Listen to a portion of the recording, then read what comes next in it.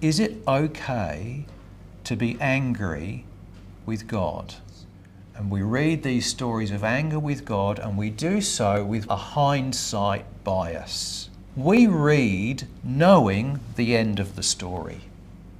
As I start, I just want to acknowledge a link between the service that I led a couple of weeks ago on temptation, but also the service that's coming up next week when we're talking about that common phrase, by the skin of the teeth. I wonder what you thought of reading that last part of the psalm. As you read through the psalm in its entirety in the Bible, you get to that point, that verse 38, and suddenly there's a gear change. It's very, very different from what we've read before. And if you remember, I was talking earlier about the 5 books of the Psalms, and in commentary, the website crossway.org says this: Book 3 anticipates Israel's exile. It is known as the dark book of the Psalter. Here Israel's kings, the house of David, fail and the sanctuary is destroyed. This book climaxes in Psalm 89 and its lament of the seeming collapse of the Davidic covenant. That promise the Lord had made to David, that there would always be one of his heirs on the throne, at this point is broken. So it's titled A Contemplation of Ethan the Ezrahite. Now the word contemplation, it translates the Hebrew word maskil, which means instructive. So it's composed for the purpose of imparting some insight. It's leading worshippers beyond the emotion of the psalm to understanding. Now it's quite interesting looking at the author, Ethan. Ethan means permanence, but he's recognized in the Bible as an exceedingly wise person. The only reason we know that is in the first book of Kings, chapter 4, it speaks about Solomon and Solomon's wisdom. And Solomon's wisdom is compared to Ethan the Ezrahite. So here is this person who's held up as a beacon of wisdom against whom Solomon is measured. The other thing as you look at the Psalms is to recognize that Psalm 88 is written by Heman the Ezrahite. And these are the only 2 Psalms in the whole 150 that are attributed to these 2 men. So there's a pairing of the Psalms here which is quite interesting. Ethan, as I say, means permanence. Heman means faithful. But the term of the Ezrahite, which is their family line, where they come from, a descendant of Zerach. And that comes from the word to irradiate, or to shoot forth beams of light. It describes the rising sun in the morning, the beams of light that come through the atmosphere as the sun rises above the horizon. But it also talks about the appearance of symptoms of a disease like leprosy. And that's quite interesting to bear in mind as we read the content of this psalm. Here is the symptom of a disease which is showing itself, perhaps for the first time, allowing it to be diagnosed. Now, the reason we've chosen this psalm today, if you remember the series we've done so far, we're talking about Messianic Psalms. And perhaps as you read through, you might pick up particular references to Jesus, the life of Jesus. I note, for example, where it talks about the stilling of the waves. That might be a reference to Jesus' miracle. But there's also the stronger idea of the covenant to David, with David.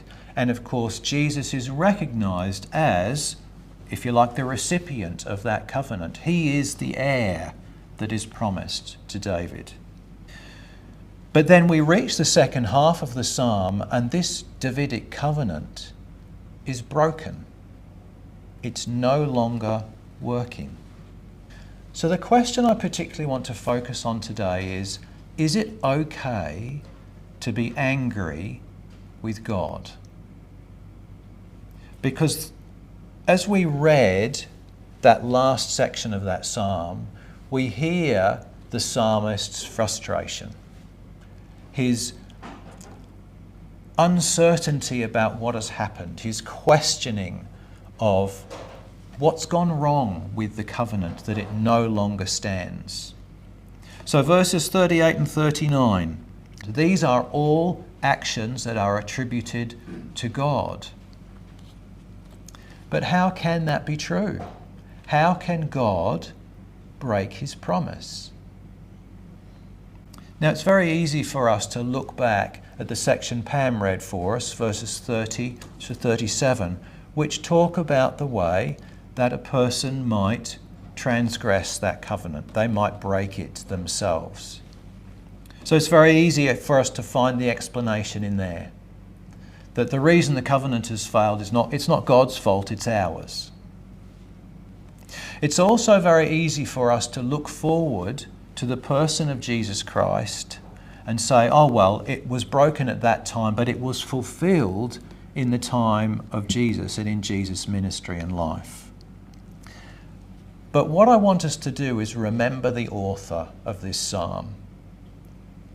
Ethan the Ezrahite is said to be wise. He's so wise, in fact, that it is him that Solomon's wisdom is compared to. What we tend to do, and we do this with Bible stories, and we do it with other stories, and we do it with the people around about us, is we read stories of distress, and we read these stories of anger with God, and we do so with what I'll call a hindsight bias.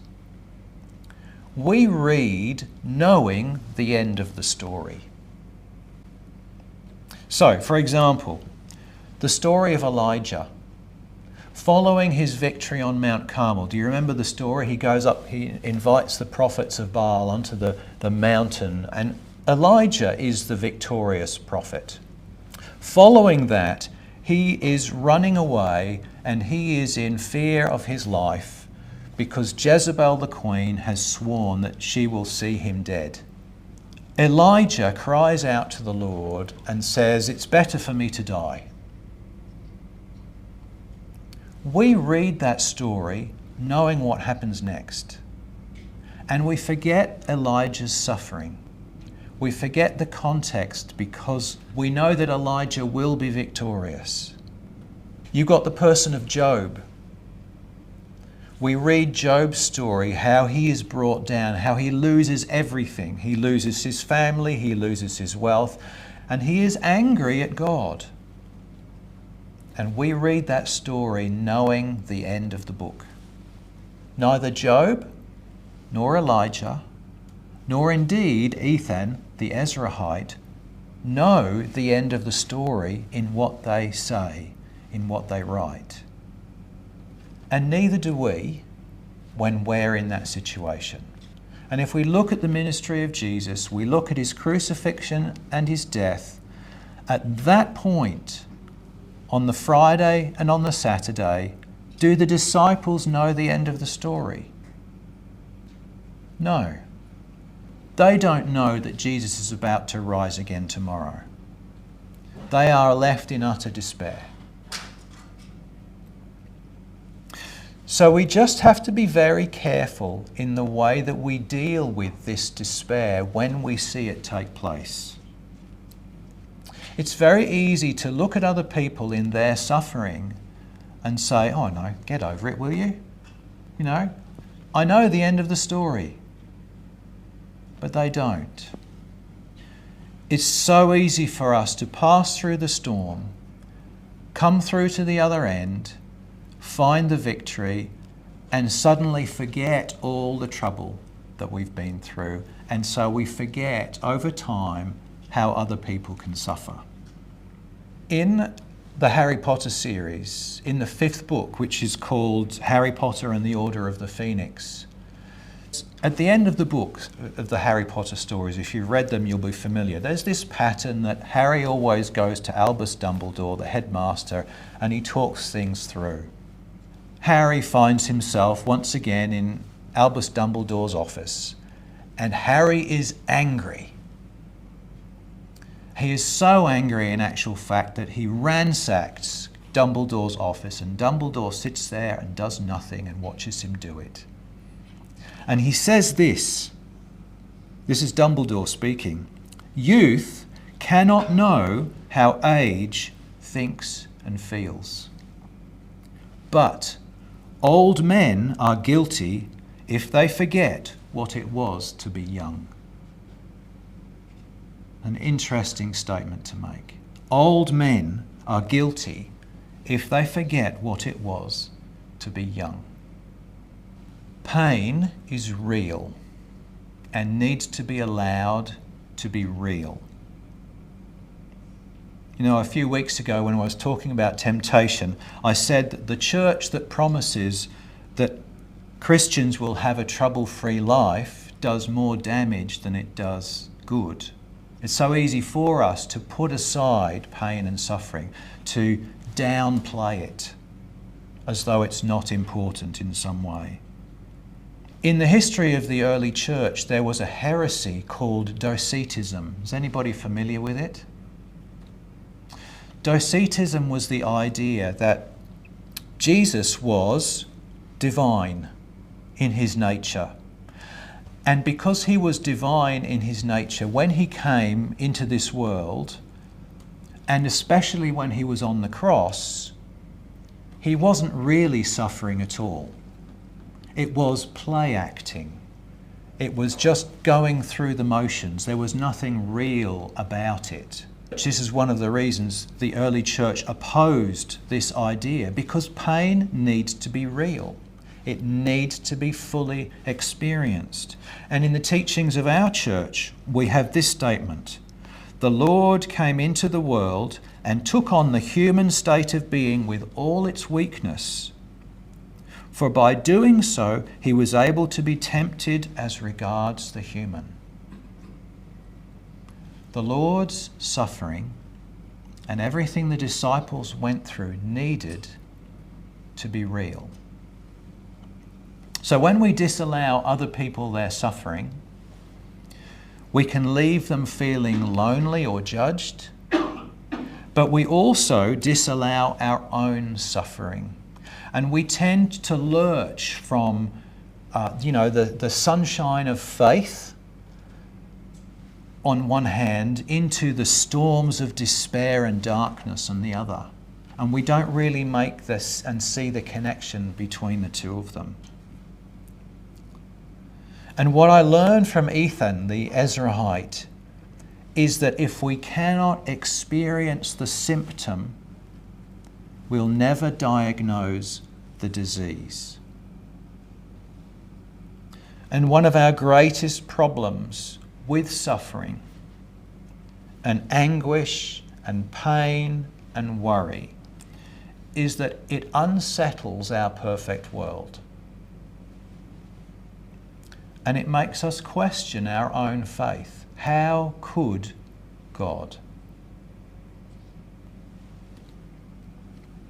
You know, as much as we would like the spiritual journey to be a straight line, imagine a graph and the straight line just gradually going up like that all the way.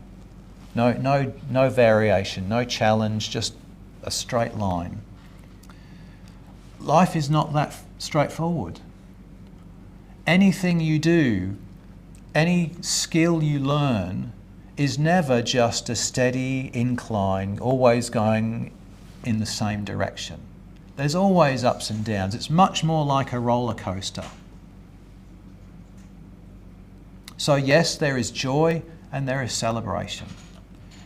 But there is strife and there is weariness and there is hard work and there is suffering also. And who are we to dictate what a person should be thinking or feeling in any given situation. We have to allow people to go through that Friday and Saturday experience before the Sunday of the resurrection, because we've been through it too. So, is it okay to be angry with God? Yes, I think it is. The Bible seems to allow and validate it. And I think God is big enough. God can cope when we shout and rail and scream at him. And indeed, we're told he is actually present with us more strongly in those moments than he is in the moments of joy and celebration. I think God doesn't need us to take on the attitude of the bystander. You know, the bystander who stands there in judgment and says, "How dare you scream at God?" He doesn't need our righteous indignation. He doesn't need our discomfort. But perhaps he could use the person who's prepared to sit in silence alongside someone who is suffering. Just offer them our company, our hope, our presence. All I want to say to finish is that if it describes you in any way, if you are going through suffering and looking for a way out, wondering when this is going to end, there is a way out. And we'll talk about that next week.